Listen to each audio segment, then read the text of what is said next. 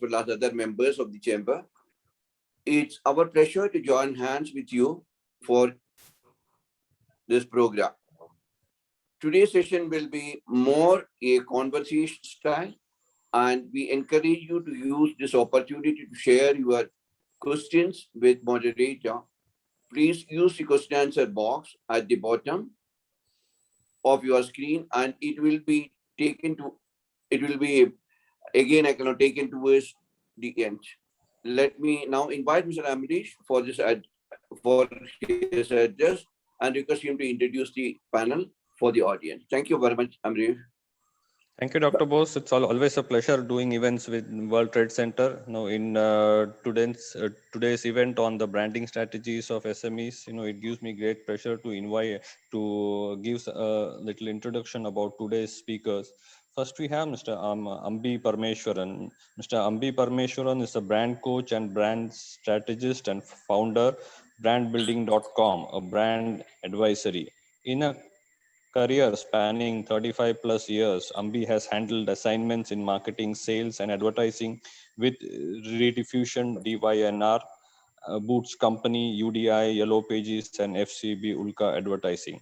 He has helped build numerous brands including Digene, Brufane, Santur Soap, Sundrop Cooking Oil, TCS, ICICI Bank, Wipro, amongst others. He served as VP, then as CEO of FCB Ulka from 2003 to 2013. Ambi has been contributing articles to business publications, has conducted branding workshops for Indian MNC organizations and industry bodies like CII, FICCI, AIMA, OPPI, etc. He has spoken at TEDx and at Kellogg India Summit at Northwestern University and Cornell University.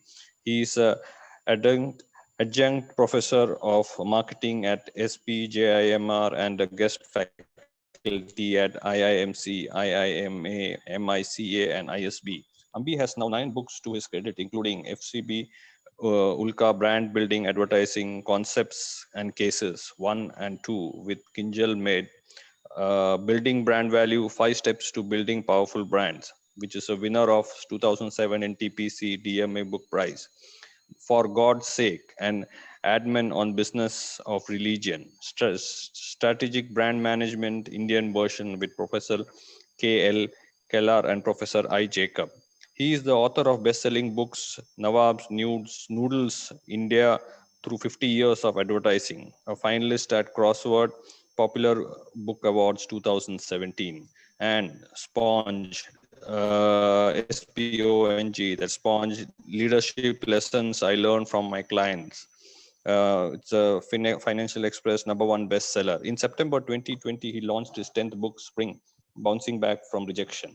Ambi served as the president of AAAI from 2014 to 16 and president of Ad Club Bombay 2003 to 2005. He served on the board of governors of IIMC from 2007 to 2017.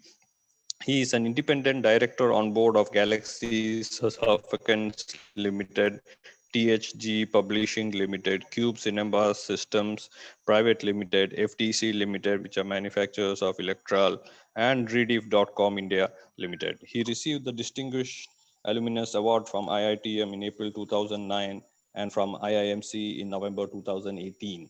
He has a PhD from Mumbai University, an AMP from HBS, and executive coaching certification from CFI. Now I would like to introduce our second speaker for today, Mr. Karnvir Mundrey.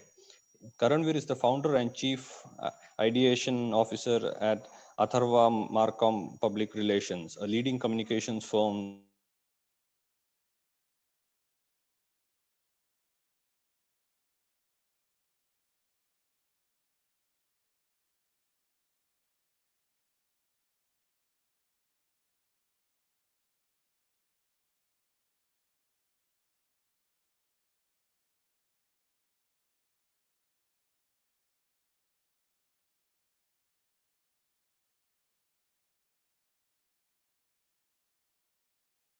With UBS firm, which is Atharva Marcom.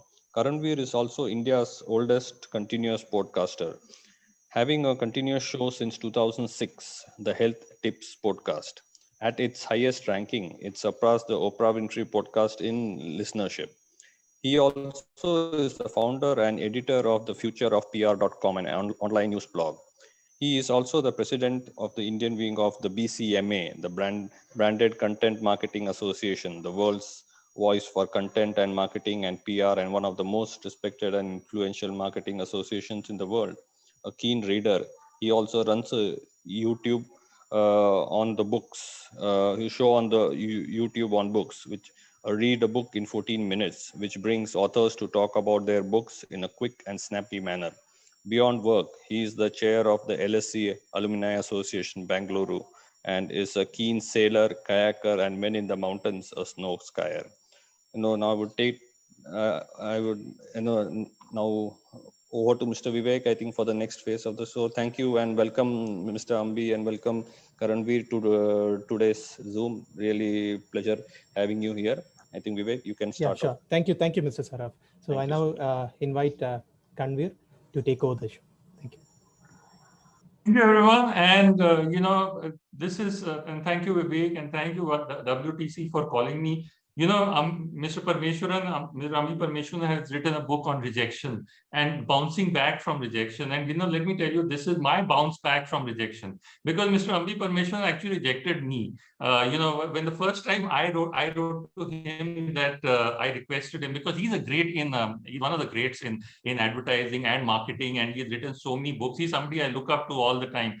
And I had requested him, we've been connected on LinkedIn. So I very humbly requested him, sir, would you please come on my little show? And so he said, look, I don't have time. I'll come when I can. So one of the lessons of marketing is keep trying. One day you'll bounce back. And this is my bounce back with Mr. Ambi Parameswaran, which I'm honored and privileged to have a chance to have you on the show, Mr. Parameswaran. And thank you for being here. So let me start off with what we talked about this morning. And we went through so many different ideas about branding, and from especially for SMEs, branding is a very complex and interesting issue.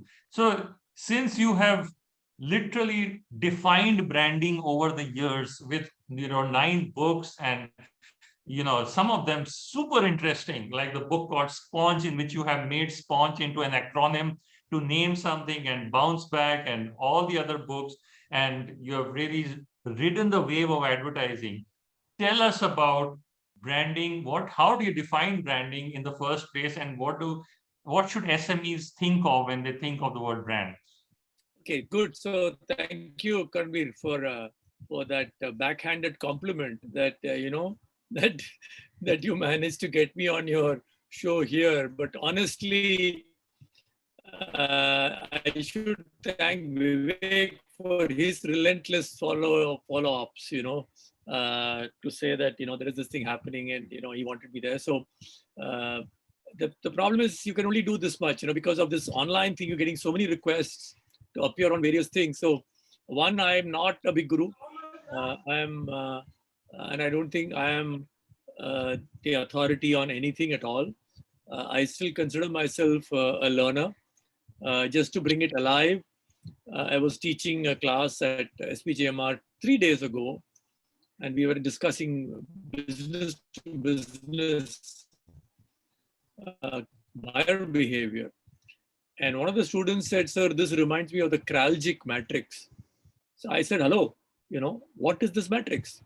So which course did you cover it in? So he said, sir, I'm specializing in supply chain and operations. So in supply chain course, we covered this. So I said, yeah, I have not read this article. So can you share this, with the class next time? So 2 days later, he made a lovely 10-minute present. So all I'm saying is that none of us are experts in anything. At the moment we think we are the expert, we are dead, right? So I'm not an expert. And as you know, I started my career in 1979, and our entire marketing world was very different then. We had Doordarshan in 4 stations, right? Basically Bombay, Delhi, Madras, and Calcutta. We had cinema advertising, and we had newspaper advertising, and a little bit of outdoor advertising, right? Nothing major. This was it. This was the world of advertising and marketing communication as we know. But everything is changed, right? Dramatically changed. And as I see it, the pace of change in marketing is probably higher than the pace of change in any other sector of business, right? So, one, I'm not an expert.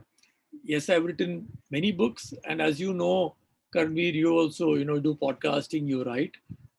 In fact, you write books to learn. So whenever I write a book, I end up reading 20 books and 30 articles, and then that becomes a book. So it's a way of vicarious way of reading, and I'm lucky that my books get published, and people are willing to pay good money to buy the book and read it, and I'm grateful to that. So let me just park it, say I'm not an expert. So let me now come to address the question you asked. What is a brand? Where did this word brand come from? So when I take a class on brand and I ask students, where did the word brand come from? Someone other in the class will say, branding on cows, branding on cattle, that's where it started. So I push them even harder, saying, look, that's okay, but where did the word brand come from? And the word brand actually comes from the Flemish word BRANDR, brander. A brander actually means to burn. So when we talk of branding, what we are trying to do is to burn a name into the minds of our buyers, of our consumers, of our prospects. So that's where the branding concept comes from. And it's actually incorrect to say that branding is recent. It's not. People who've been excavating, archaeologists know that even in Egypt, when they dug up, brickmakers used to put their name on the bricks.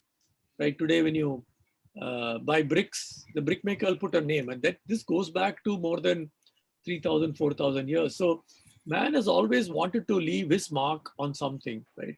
So branding is really a way in which you want your customers to remember you, right? And there is a wonderful little quote in Claude Hopkins' book, which says, "Name that tells a story." And I tell when I do my lectures, I say that, look, a brand is a name that tells a story. Forget about all these complicated Branding India. Mr. Nair, I think you're. Yeah, we'll take care of it. We'll take care of it. So brand is a name that tells a story. Now, a SME may say, look, I don't need branding. Then I say, look, if I were to say brand is reputation, don't you need reputation? And they say, yeah, we need reputation. So brand is just a new name for reputation. So brand is nothing but a name that tells a story. It could be a small shop. It could be a 10 crore business. It could be a 1,000 crore business. It could be a 100,000 crore business, right? What unites all of them is they're all businesses. They all make profits, and they all live on that brand. Now, Philip Kotler has said this: branding is marketing. If you're doing marketing, you cannot do marketing without branding. These two are completely interconnected. So every business, whether it is a 1 crore business, 10 crore business, 100 crore business, needs branding, because branding brings in tremendous advantages. And in the course of this today's discussion, we'll discuss some of those advantages. Yeah, Karnvir. I think what you said makes tremendous sense. In fact, when you talked about people branding, one thing that came to my mind is the fact that we are branding ourselves. The very fact that we give a name to ourselves is a brand. And that we are probably the only humans, the only animals which have a name for each and every individual. So we have a brand already built in from the time we are born. A normal animal wouldn't. And I'll tell you a story that just happened today, a story on branding, a real story. So I was with some relatives, and they were going to a certain hotel, and but they were having lunch in a different hotel. And the chef came out, and the chef did a damn good job at pleasing the guest I was with. This chef was from Oberoi, and my guest canceled his booking, and he said that from now on I'm going to just stay in this hotel. So already just that chef has been a brand changer, or a brand a person who has transferred brand loyalty from a frequent traveler from one brand to the other just by doing that.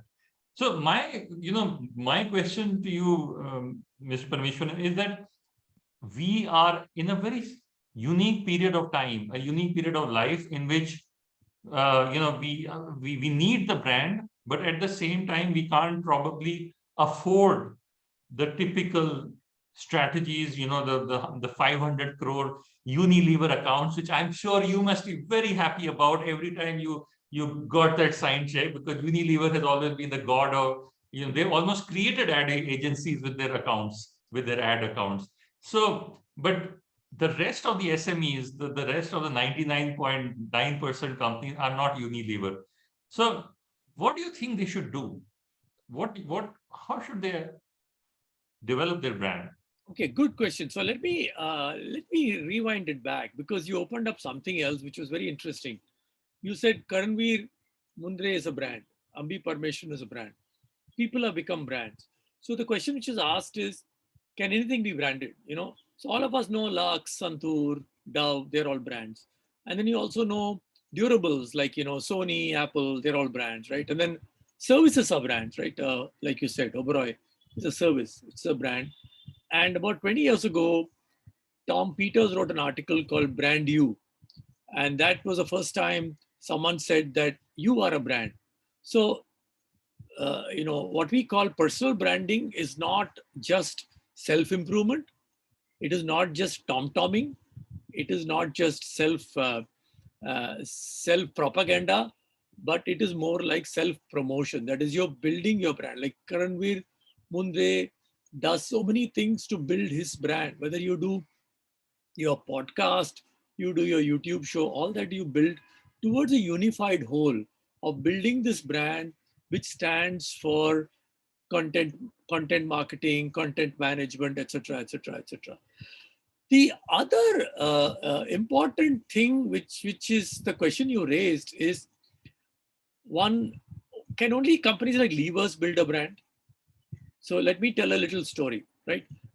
One, I never got an opportunity to work on any of the Levers brand. The only time I worked on some kind of an associated brand was when Unilever had a collaboration with SC Johnson, and I worked on the SC Johnson business for a few years because SC Johnson was a global account. But I worked for a significant part of my life on a brand called Santur. Now, Santur, when I started working in it, at about I think 1994 or so, Santur was 1/10 the size of Lux soap. Okay, we had a budget which was probably 1/20th of the size of Lux. How do you build a brand given you're fighting a huge company called Unilever, which had more muscle, more money, more resources, more people? So Wipro very rightly understands every rupee counts. So we figured out that the way to build that brand was not to go national head-to-head with Unilever. So I think in 94, we took a call that we will focus on just 2 states, Andhra and Kerala, and a little bit of Karnataka. That's it, right?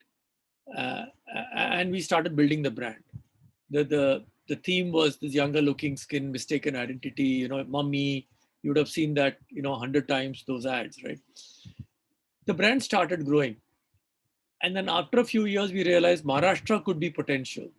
So then we started advertising on Marathi channel. So we were advertising on Telugu, Kannada, Malayalam, and then went on to Marathi. This story continued. And then a little later, we started doing something on Gujarati channels. So we literally withdrew the brand from the rest of India. It was there, but no advertising was happening in a big way. I'm saying in 1994, Santur was 1/10 the size of Lux. In 2018, Santur became bigger than Lux, right? And they did it without any VC funding, without any cash burn. In fact, they took money from the soap business and put it into IT. And there was nothing in IT, right? So they had to take money from soaps and put it into IT to build the IT business, right? So I've written this in my book Spring, that how I got rejected by Unilever in my summer assignment, summer placement in IIM Calcutta, and I ended up getting into advertising. And somehow it became a kind of a sweet revenge for me that Santur became bigger than Lux. So even in a hyper competitive market like soaps, and you're fighting, I would say, the most competent marketing machine in India, Hindustan Lever, you can still succeed. You can still build a successful brand, right? So it is a myth to say that to build a brand, you need 100 crores. No. You can build a brand in one state of India. Santur started started its rebirth literally from Andhra, one state. So you can build your brand from one district of one state. You can build your brand from one taluka of one district of one state. The idea is to bring focus, decide what is your brand, who's your consumer, what is the consumer insight which will make the consumer buy your brand. And then you go from one taluka to one district to one state, and one state to one zone, and then you'll have a winner brand. So it is a myth to say, India is not one country as far as marketers are concerned, Karnvir, as you know, right? India is not one country. It is an agglomeration of multiple countries, right? We tend to think that all of India is the same. It is not. Kerala is very different. North Kerala is different from South Kerala. Tamil Nadu is very different from Kerala. And North Tamil Nadu is different from South Tamil Nadu. Again, Karnataka is very different from Bangalore. You can be successful in Bangalore, but Karnataka is a very different game. Same thing with Andhra. And then, of course, you go to North India, it's very different, right? And we worked on another brand called Bajaj Almond Drops. We worked on it for about 8-9 years. And the company went public and got very well listed. Now, Bajaj Almond Drop was very different from Santur because it got all its sales from Hindi speaking belt. So all the advertising money we had, and we didn't have big money, all the money we had, we spent it only on Hindi channels. That too, we spent a lot of money on Hindi cinema channels, which are actually quite cheap, right? So you have to cut your, coat depending on the cloth you have. Every business can become a successful brand business. And I think the first thing SMEs have to understand, and I ask when I do my workshops with SMEs, I say, what is your brand? And one of the small exercises I do, Karnvir, is that I said, you bring your visiting card, your letterhead, your brochure, the photograph of your factory, the photograph of your main board, and let's put all that on the table. And then let's see what is your brand. And they say, no, my brand is, whatever, Gemini brand. Gemini brand, you're saying Gemini is your brand, but it's not there on your visiting card. It is not there on your factory building. Why is it not there? Or they say, my other question I ask, especially in B2B, my name is Perfect Material Tools and this thing. I say, okay, that is a very complicated name. But how does your customer call you? Now, do they call you PMT? Or do they call you Perfect Machines? What do they call you? That is your brand. You can call a consultant like me. I can give you a lot of gyan and go away, but that's not your brand. Your brand is what your customers call you. That is your brand. That's where you need to start your branding journey. Yeah, sorry, that was a long answer. I think that's a really interesting word. And you know what it reminds me of? We all have these really complicated names throughout our school and college, but then we are given a simpler name in college. It may be, Chotu or, some kind of name. And that kind of becomes your brand almost for life. A lot of times even when you are 60-year-old and you meet your college mates, they will not call you by your official name, but they will call you by your brand name, which you have been given. So that makes real sense. One thing which I wanted to talk about, and we referred to this earlier as well in our morning conversation. I was researching this for a talk, and I went and spoke to a bank manager, and I asked him, a bank manager of a large public sector bank, and I said, because he deals with SMEs all the time, and I said, how does brands make a difference to you? How would they affect you? And he said he almost was anti-brand. So he said, we have been in big soup because of our handling of brands. Like I think he was referring to a name with starting with K, not Karnvir, another name, but which has been also has London in its somewhere in its news. And he said, we depended on the brand and we gave a loan, and it all came back and hit us very bad. So we actually don't look at brands at all. So what do you think, should an SME look at brands, shouldn't look at brands, give attention to it, not give attention to it? What do you think? See, whether you convey, whether you look, whether they want to give attention to it or not, the brand still exists, right? Because the customer is not calling Mr. Ramakrishna Rao, he's calling some company, whichever that company is. Could be Ram, Machine Tools or whatever, right? So the brand exists whether you like it or not, because the customer is calling you by that name. Now it is up to you to say, look, I'm going to build this brand or I will ignore it. And I will say, mere naam pe business aayega. Then what happens if you pop it, right? Kya hoga, right? So the brand exists. So I'm a little surprised that your bank manager said the brand is of no value to him, because maybe he got burnt very badly with that high-flying experience, which he should not have. But the point is, even today, everyone knows that brand has value, right? If you remember, Naomi Klein wrote a book called No Logo in 1999, where she said consumers have become so knowledgeable. They know that this brand is all a hogwash. The same shoe is made in China for $10. It is sold by Nike for $45. Why will they pay $45? They'll pay $12 for a Walmart shoe. It's the same shoe. But the fact is that did not happen. Consumers continue to buy Nike, continue to buy Reebok, in fact, there are more premium shoes which have come up. The other day I was telling my friend, saying, he said, no, not Nike, yaar, I'll buy something better. What better? He said, I'm going to buy Asics. So I said, what about Under Armour? He said, Under Armour karke, Under Armour hai.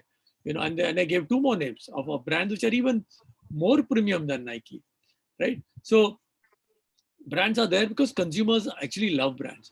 On the flip side, a brand, as far as a manufacturer is concerned, guarantees you stickiness with your customers.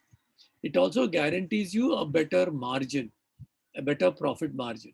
It also offers you leverageable opportunities. You can, same brand can be extended from machine tools into other types of tools, into other kinds of machines, into projects, and you can go, look at the way L&T has gone, right? I mean, from one end, they started making electrical appliances, right? I mean, those switchgear, that's where I think the company started, and it's gone all the way. Today, they are into all sorts of huge projects, right? Because that brand L&T could be expanded because the brand had value. It was no longer seen as Hans Larsen and Company. No, it was Larsen and Tubro, right? L&T, and that became a brand. So I'm saying, whether it's a small company, big company, we were discussing this, right? And you talked about this bank manager who actually is very happy lending money to a machine tool, to a company which makes small spanners and things like that, which goes into the kit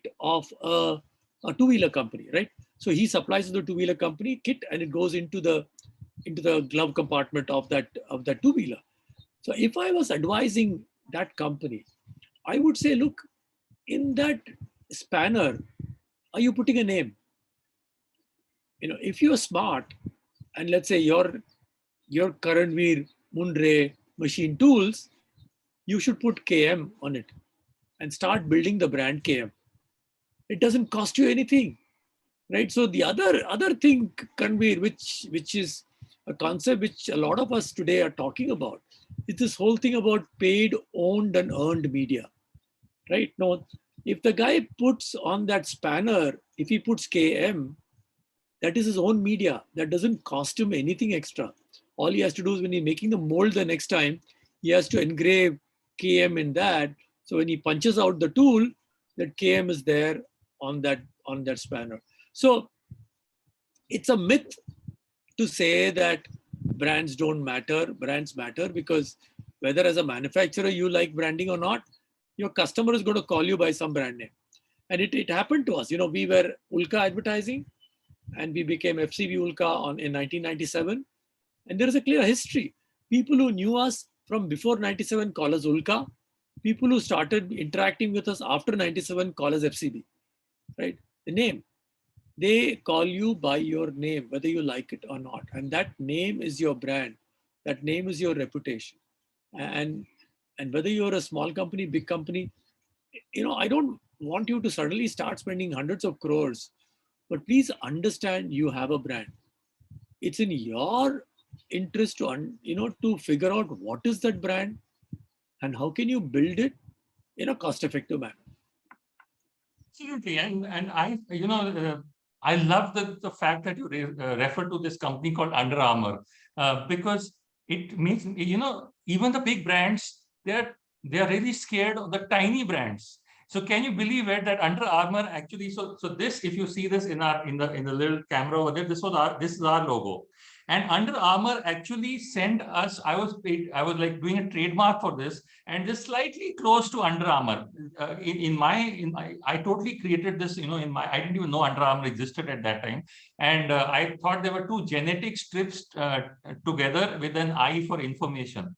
And we went to the patent office and wanted to register it. And Under Armour actually sent us a warning saying that, to cease and desist from patenting our logo, because you can imagine they were scared of a tiny, weeny, zero, or minuscule turnover compared to them. So you can scare the biggest of brands even if you play your, brand card well. So I'm like, did you get paid? Karnvir, did you get paid to change your logo? No, I didn't change my logo. I fought the case and I told them that, we are, it's different and, it's two genetic strips and all. And, thanks to God or whatever you can call it, we actually got approved and the patent office gave us our logo. So we are now, we have a little R sign on the logo, and every time I see an Under Armour, I have a little victory in my mind. I don't know if that makes any, I don't think Under Armour realizes it, but I feel happy. So I'm going to take a few questions. It is Under Armour actually is a more premium brand than Nike. Like Asics, again a more premium brand than Nike.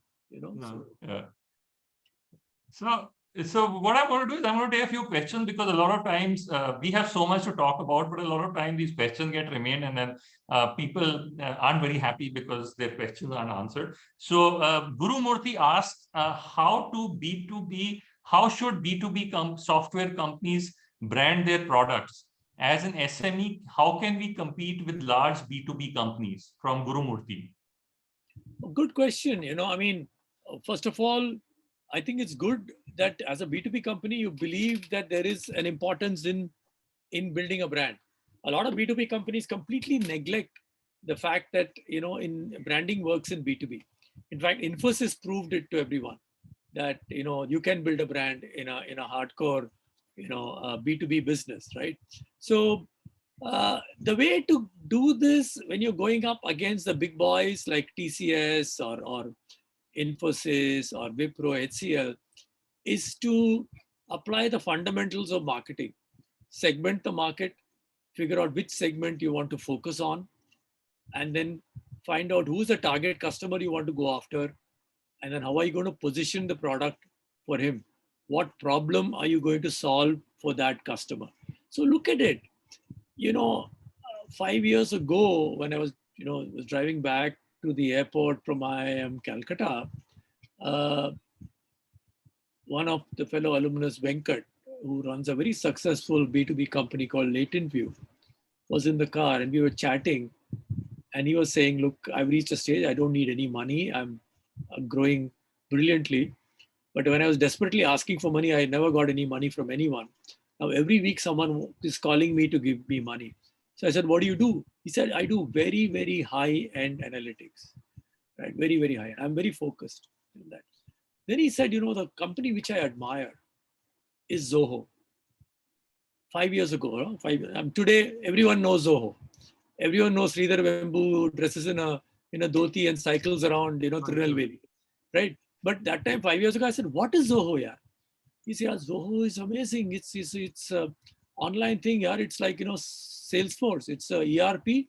And he said, imagine this guy starts off in Chennai and then he flies off to the US, sets up this company, and today is challenging the big boys of ERP, right?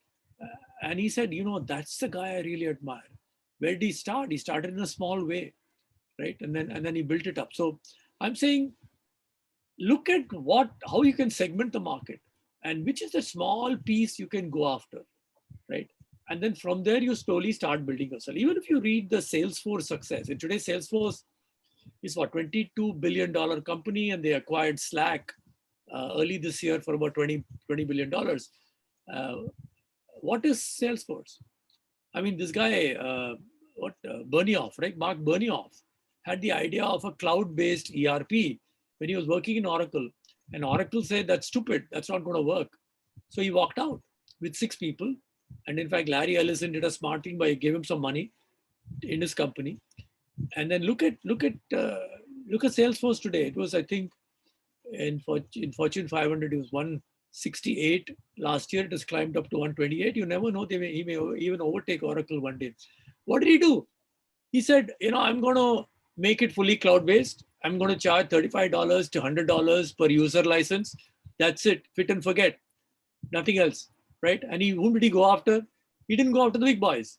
He went after the small enterprises, and he started selling to the small enterprises. From there, now he's selling it to the biggest of big enterprises, right? So figure out what you want to offer, what is your product, segment the market. And you may say, look, yaar, wo bahut hi chota segment hai, chota segment chalega. That small segment is enough for you. From there, you can grow, right? So that's my kind of long-winded answer to Guru Murthy, but thank you, Guru Murthy. That was a great question. Absolutely. In fact, one of the things which people kind of fall off on is number of subscribers, and the people. And actually, the quality counts a lot more than the quantity. You can have 500 really engaged customers who are enough for your, imagine if I don't know, Guru Murthy, which company you're from, but I feel that if you had 25 engaged customers who bought every product or gave you 100 or whatever $10 million contracts, that's enough in terms of branding. You don't need to do the huge thing. Then we have a question from Willie Broad George, who asks, who owns the brand? The company, I assume, but if you'd like to take it. Okay, this is a tricky question, because the current school of thought is it is the customer who owns the brand, right? And you are only a custodian of that brand, but that's of course at a later stage. But I want to give an interesting twist to this, and let me say something which is somewhat controversial. People here, especially people from Kerala, will know that there was a so-called soccer super league was created. Right? And there were 6 or 7 teams that are going to join the Super League, and they're going to build it into a global thing, and it fell apart. Why did it fall apart? The team owners owned the team. So they signed up to it, saying, look, Liverpool, Chelsea, we'll all be part of this, Super League. But the fans said, no, you cannot go there. Right? And they had to back off. This whole Super League collapsed in 48 hours. So there is a lesson there that, in some sense, while we own the brand, the company owns the brand, if you don't listen to the customer carefully enough, you may get a big backlash. For example, when Ben & Jerry, which as ostensibly that company had vowed that they will donate 2% of their top line or bottom line to charity, it was sold to Unilever. At that time, the sale happened, right? And Unilever promised that they will keep Ben & Jerry separately, that they'll not gobble it into the Unilever system, and it'll have its own private independence, etc., etc. It'll have the same corporate ethics, corporate values, and it went through, right? There was no social media then, there was no protest then. Similarly, when Body Shop was sold to L'Oreal, uh, uh, the owner of Body Shop, Karnvir, who is it? Anita. The lady, I can't. Anita Roddick sold it. Yeah. And then she donated a lot of that money into charities, into animal welfare and all that kind of stuff. But that time there was no social media. But today, if someone does that, there will be protests saying, how can you, who are against animal testing, sell yourself to a company which has been doing animal testing, which is still doing animal testing on its cosmetics? So interesting tale to that story is that, L'Oreal decided to sell the brand. After 5 or 10 years, they sold it to a private equity guys who taken it independent, right? So in a sense, if you're a large brand, you better watch out because your customer owns your brand. Like even in the B2B business, when Ulka was acquired by FCB, we had to keep our clients informed, right? Because we didn't want to upset any of our clients, because if the client walks out, your business is dead, right? So you own the brand, but your customers have a share in your brand. And Mr. George, you have to be aware of that. So that was a tough question. I hope I've given some answer. Now we have I'll take a question from a lady called Rajati, who sent me the on WhatsApp, and she says, what should the approach for branding of a newly formed business to establish it as a luxury brand? And there's a second part to it, as how can we arrive at the ROI, the return on investment on the marketing spend? ROI on branding is, I think, a lot of loud voices and arguments in the boardroom between an ad agency and the client and anyone who takes on the branding, even the internal people, even the internal marketing team and the founder or the owner. There are always a lot of arguments. So I think this is an interesting question, because I think a lot of actually businesses are being formed also right now. While this is a tough time for business, but I think this is also the time when in most downtimes, a lot of new brands do germinate. Like HP and a lot of brands have been known to germinate, which we may see in 20 years' time as one of the leaders. They may germinate during this time. So how should how should a newly formed business establish itself as a luxury client, and how do you determine ROI on marketing spend? A tough question for you. Yeah, so I mean, one is whether you're a luxury brand or a popular brand, the fundamentals of marketing are not going to change. Your brand is there to satisfy some customer need, right? So you need to understand what is the customer need you're going to satisfy. And why should, as a luxury brand, you must be charging a 50%, 100% premium. Why should they pay the 100% premium? What logic are you going to give? What emotional reason, what rational reason are you going to give for them to pay for that same stupid hair oil, 500 rupees instead of 150 rupees, right? And why will they believe you? So you got to build your backstory that this contains argan, whatever argan oil and argan seeds are brought from the forests of Brazil, and they are plucked during the height of winter when they are full of natural goodness, whatever it is. Build your story. All luxury brands have a strong backstory, whether it is Hermes or Louis Vuitton or Chanel. All of them have a backstory. So what is your backstory? Without a backstory, you can't build your luxury brand. Okay, 1. 2, after that, it comes to investment. Now, the tragedy, Karnvir, all of us know. I think Wanamaker made that comment some years ago, and we are still being hung by that thread or the rope, saying half my advertising money is wasted. I don't know which half. Now, the same thing can be said, half my training money is wasted. I don't know which half. Half my auditing money is wasted. I don't know which half. Half my supply chain money is wasted. I don't know which half. All this is true, right? You spend a lot of money on training. How much is useful? You spend a lot of money on audit. You still have audit scams in every company, right? So unfortunately, we marketing guys tend to get caught in this. What is ROI? What is ROI? So ROI in one sense is easy if it is performance marketing. So you spend this kind of money, you get so many clicks, and you get so many website visits, you do so much sale. So performance marketing is very strictly ROI driven, whereas brand marketing is not. And that is the challenge. But you know that without brand marketing, you can't get performance marketing. So you have to blend the two, right? And you need to see whether the ROI, what is the cost of acquisition? So you need to start working out, look, what is the cost of customer acquisition? It's costing me 500 rupees to acquire a customer. Then you have to start building, saying this customer is going to buy my product every 2 months and give me 1,000 rupees every 2 months, which means he's going to give me 6,000 rupees in 1 year, 12,000 rupees in 2 years. So, and I will recover my acquisition cost in 3 months or 4 months or 6 months. So you have to work that back and convince your board that is worth, building, spending that money, and the ROI is worth it.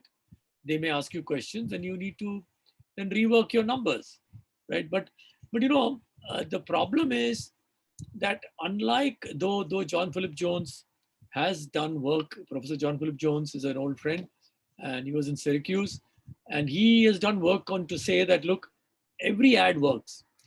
Even a one ad you take will have an impact. But the problem is it'll be so minuscule, you'll never be able to track it, which therefore leads us in advertising what is called threshold. That if you're doing, good old days television advertising, you know that you need at least 80 GRPs a week. And if you're a new brand, you need to have 80 to 100 GRPs a week, and for at least 6 weeks. So you need 600 to 800 GRPs. Only when you do that, you'll have some impact on sales. A lot of times companies spend many to advertise kiya, but no effect. But how much did you advertise? So it's a thing about crossing a cliff, right? And you're jumping from one mountaintop to another. You can't do half jump. You have to do full jump. So if your advertising is below threshold, you might as well not spend it. There are enough times clients have come saying, Mr. Parameswaran, he was recommending a 4-ad campaign to be run over 2 months. We don't have the budget. So can we run one ad? So I say, save your money. One ad is not going to help. So might as well not advertise. So you have to take that call. And in every industry, the numbers are different. Absolutely. And not only that, there are always options. I mean, if it's not advertising, there's a lot of option, probably content, or, I tell a lot of startups who come to me and probably can't even afford PR. I said, take your mobile phone, look into it in the morning, and give a 1-minute message on LinkedIn about your product as a founder. That's good. You'll reach, for 2 months, just do that. Just tell people why you're creating this product. But people don't do that. They for whatever reason. Anyway, the next question is by somebody who doesn't want to be a brand because he's an anonymous attendee. So all our questions about having a name fail over here. But he says, sir, in HR nowadays, employer branding, please show some lights on. Basically, he wants to know about employer branding, whether, HR, if you could comment on employer branding and HR. Well, employer branding is something which has come up, in the last probably 10 years, because employer branding helps you attract better talent. How do you do employer branding? Employer branding is not something you can put a sticker and do it, right? I mean, it has to come from the culture of the company. What is the culture? And also, what are you doing to keeping the culture alive and culture going, right? One group which does this amazingly well is the Tata Group, right? There is this whole story building machine. And recently, Harish Bhatt has written, I think, a wonderful book on the Tata stories.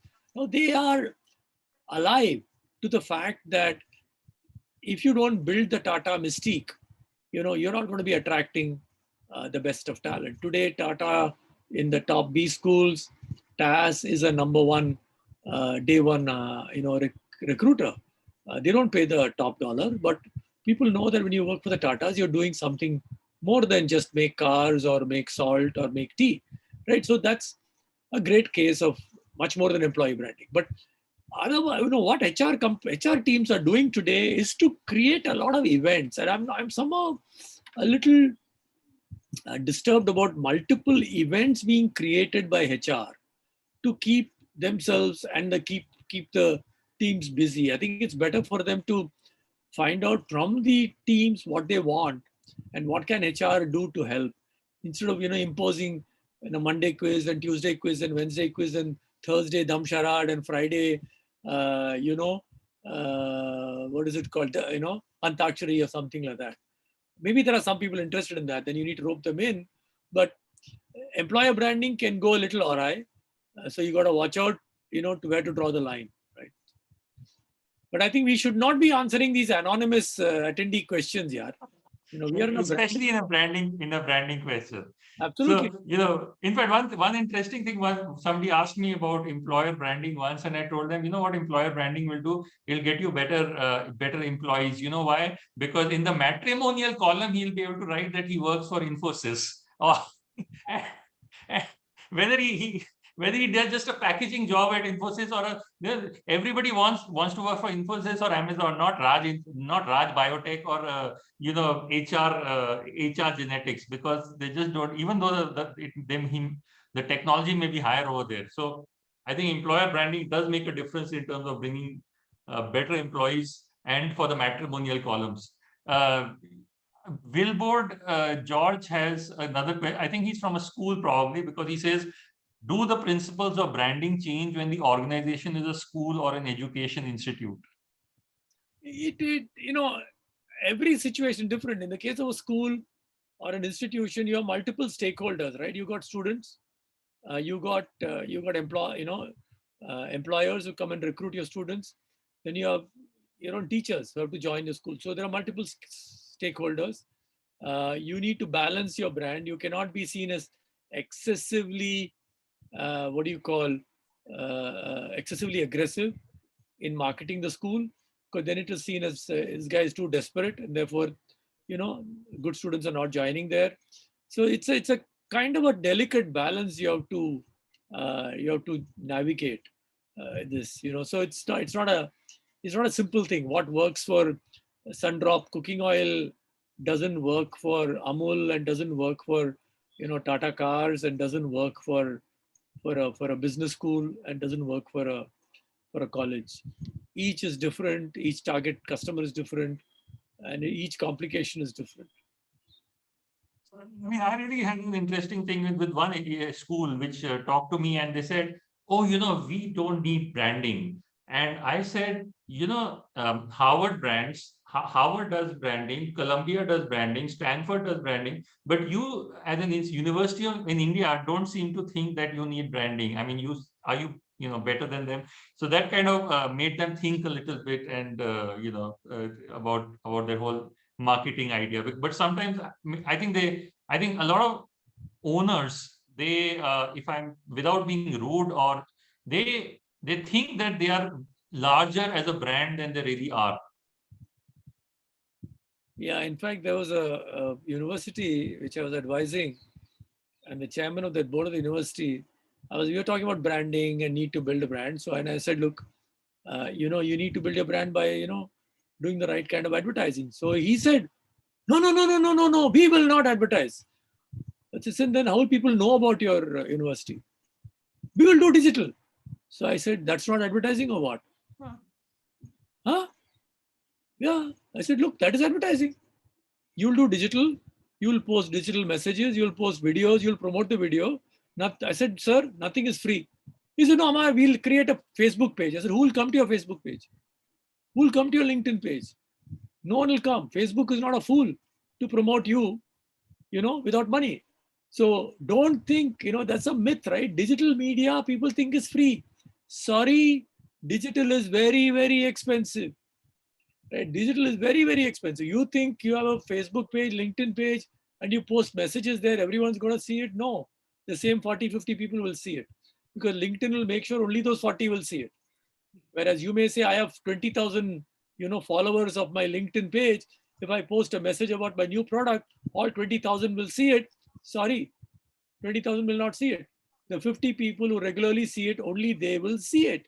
The others, if you want them to see your message, Mr. Customer, Mr. Brand, please pay, right? and it's pretty expensive, right? So it's a myth. What you're saying is right. I mean, a lot of these universities think, no, why should we do advertising? Why should we need branding? And then you said, yeah, Harvard does branding, yeah. Stanford does branding. तुम्हारे को brand नहीं चाहिए कि क्या? I mean, किस मूली किस मूली का किस क्या है? खेत की मूली है? किस खेत की मूली है तू यार? Yeah. किधर से आया, right? The questions are kind of pouring in. I don't know how many we can take, but anyway, I'm going as quickly. Another one says, Wilbur, George, we are going to not take the next question. Go to someone. Yeah, because Go to someone. and the next one is an anonymous attendee.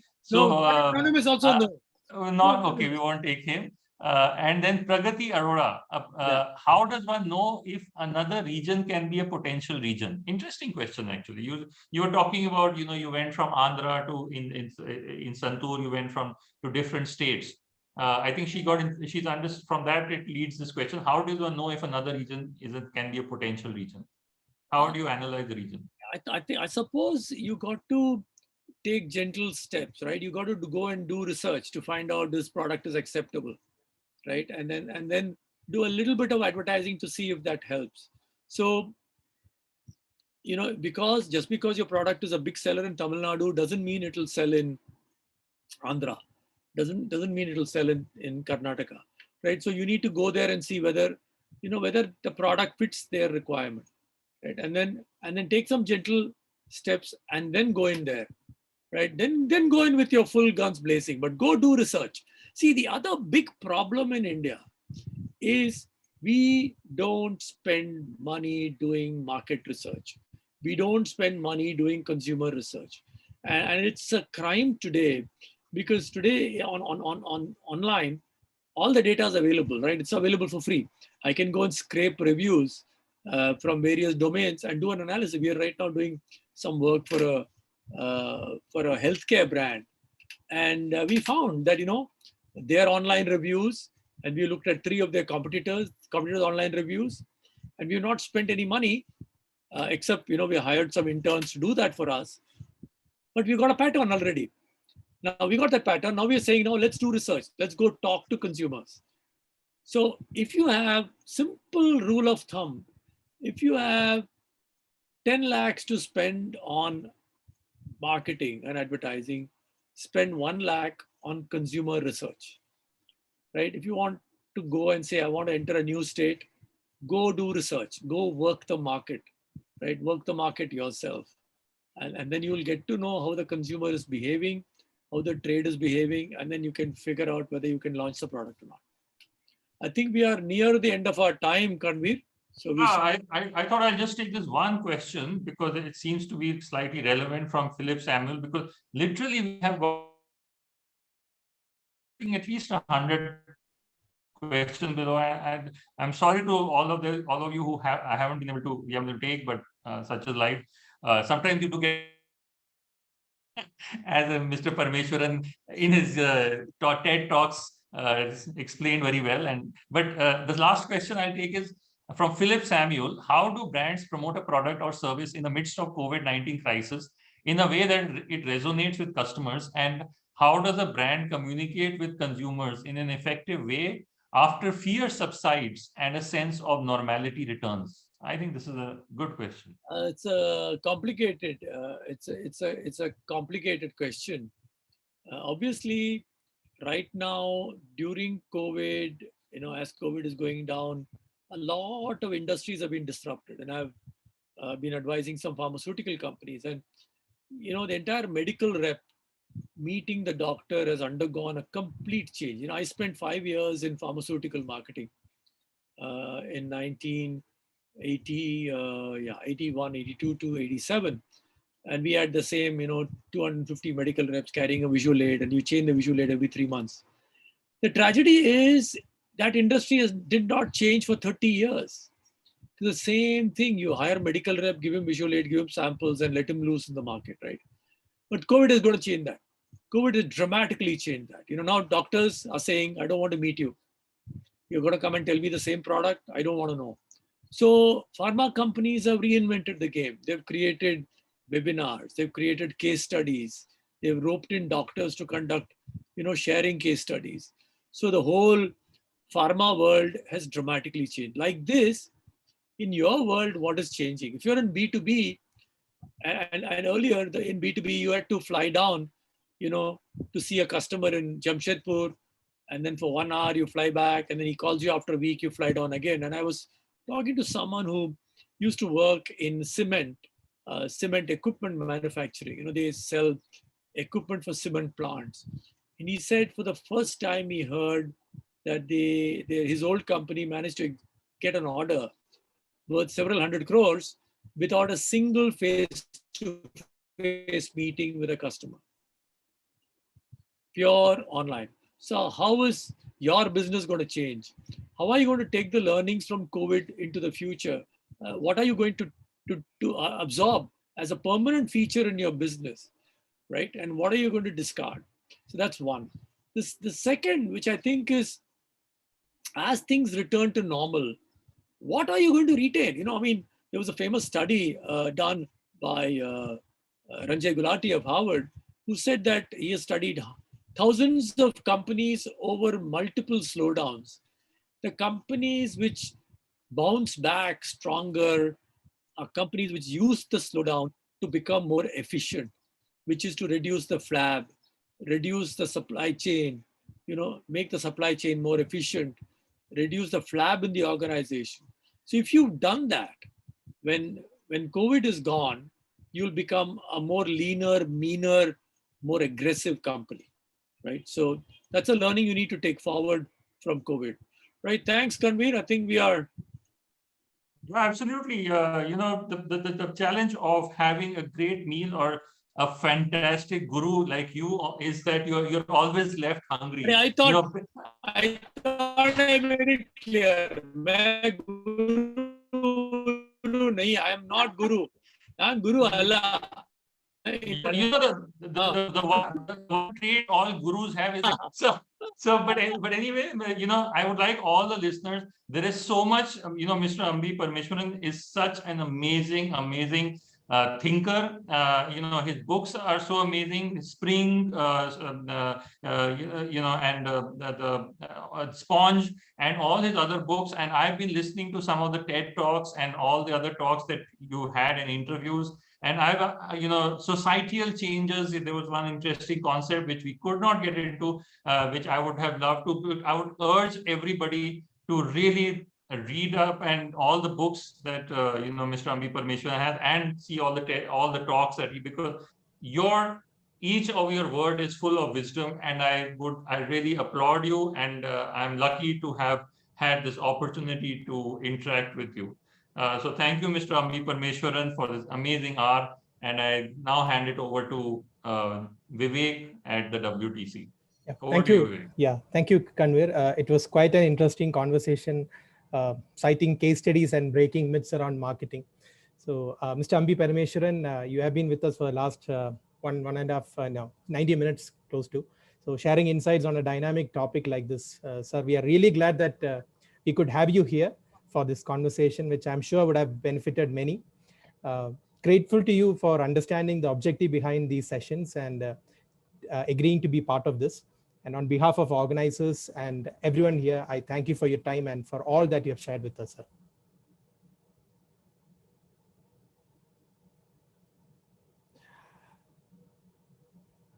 Karnvir has been the face of the series on SME branding. You are excellent today, as well as moderating the show. I should say that you both have a very good chemistry. I'm sorry, there was some interruption in between. Yeah. So thank you. Welcome back. Sorry. Thank you, Mr. Parameswaran, for your time, and we really appreciate whatever you have shared with us today. So Karnvir, you have been the face of this series. As always, you have been excellent today as well, moderating the show. I should say that you both have a very good chemistry when it comes to discussion like this.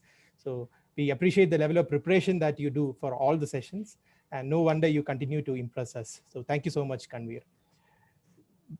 We extend our gratitude to our partner organization, Indo-American Chamber, led by their chairman, Mr. Saraf, and Secretary, Ms. Sujata, for their wholehearted support to World Trade Center, especially when it comes to doing joint programs. Thank you. And finally, our gratitude to each one of Thank you you for very being with us. Trust the session was useful to you. Many were asking for the recording. Yes, we will be sharing the recording with you and also a feedback. So please share your honest opinion with us. And let me also thank my colleagues, Dr. Bose K. Nair, as well as Mr. Sandeep and Pushpa for putting their efforts and making this a success. So once again, take care, everybody. Enjoy your evening. See you later. Thank you. Thank you all. Take care. Have a Thank you.